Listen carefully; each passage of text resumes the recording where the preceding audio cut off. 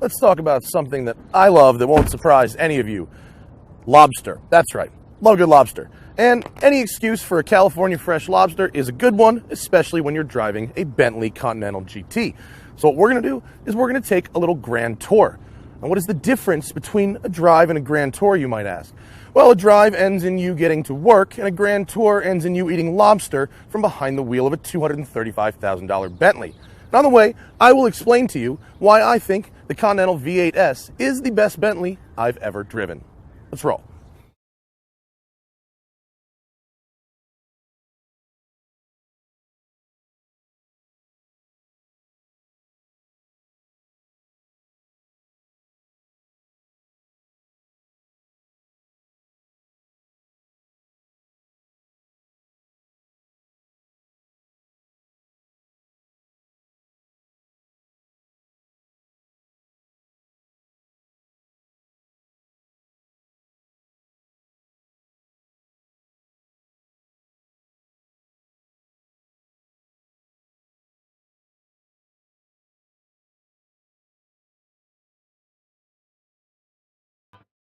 A couple of years ago, I kind of wrote off the Bentley GT because I just didn't find it very involving. It's a nice luxury car, it's fast, certainly, it will go over 200 miles an hour in the right trim, but it just didn't do anything for me.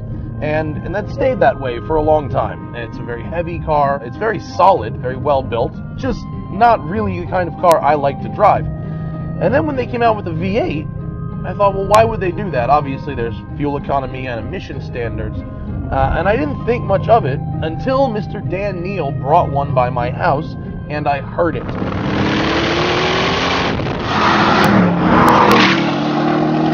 This car proves the hypothesis that the sound a car makes contributes more to the feeling of speed than actual power itself. This car makes 521 horsepower, 505 pound-feet of torque, which is less horsepower and torque than the W12 version. However,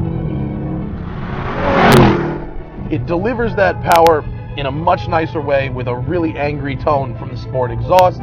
And this engine, the 4-liter V8, which you get in the Audi RS7 or S8, takes 130 pounds out of the nose of the car. So not only is the car lighter, but it shifts that balance towards the rear axle, getting it a little closer to 50-50. When you throw it into a corner, all of a sudden you've got a much more lively and balanced feeling sports GT.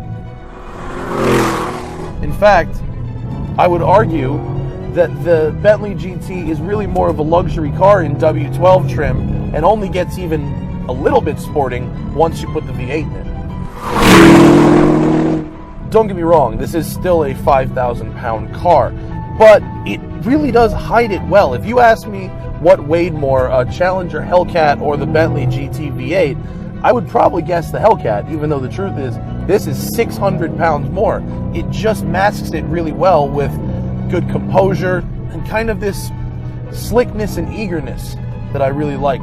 I'm surprised at how good the steering feel is, though. It's not like race car-y, but the last W12 one I drove was really, really numb, not very direct, and this one, it's kind of point and shoot. You turn in a little earlier than you think, get on those brakes, load up the front tires, turn, and then power.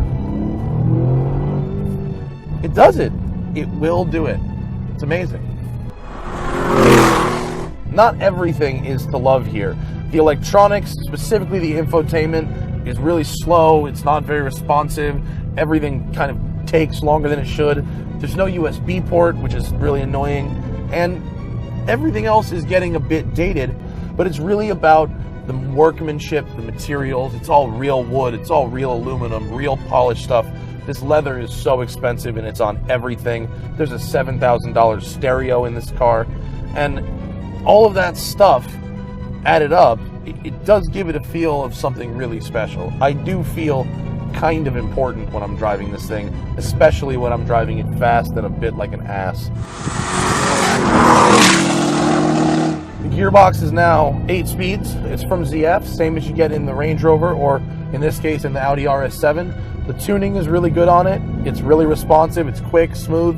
I wish the paddles were bigger, these little shift paddles. are kind of outdated given the transmission technology. Remember, this car's been around since 2004, and in its basic shape and form has really not changed. They may not be from Maine, but these California spiny lobsters had better be tasty for $48 a pound. I just wanted to make sure they didn't die before I had a chance to kill them. Do lobsters enjoy running canyons? Something tells me they would if they didn't know what was waiting at the beach at the other end. Best end this quickly. While Bentley has tried very, very hard in the modern era to live up to that kind of Bentley boys, rebel, go out and race your cars mentality, I don't think the cars themselves have actually lived up to it. They've all been luxury cars, not rebel, playboy, kind of devil-may-care type cars. For some reason, though, the attitude, the responsiveness, and the agility of this V8, especially when you factor in that sound out the back, it emphasizes those ideals that we get from the Bentley boys, and thus really emphasizes the core values of the Bentley brand. Back when Rolls and Bentley were the same company, people used to ask, well, what differentiates the Rolls-Royce from the Bentley? And it was, you're driven in a Rolls-Royce, whereas a Bentley you would drive yourself. Okay, I see the argument there, but in actuality, I didn't really want to drive the Bentley myself either. I would have rather been driven around in that and just enjoyed the luxury.